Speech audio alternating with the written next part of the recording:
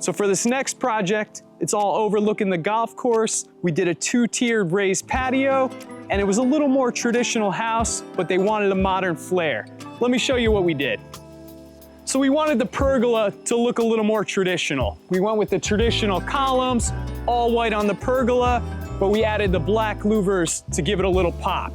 On this lower tier, we had the lounge space, all railed in to keep the kids safe with our powder-coated aluminum railings. We did a custom gate to match. Come on in. As you walk into the lounge, we have this gorgeous PVC feature wall that we did.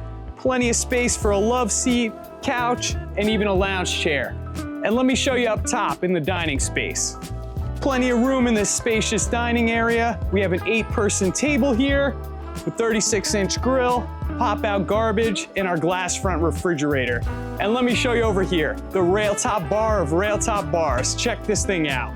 Plenty of room for everyone. They can use it standing, just put their food or their drink down.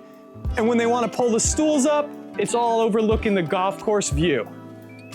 When designing outdoor spaces like this one, first and foremost, we want it to feel like it's part of the house. This house was definitely a little more traditional, but they had a modern style.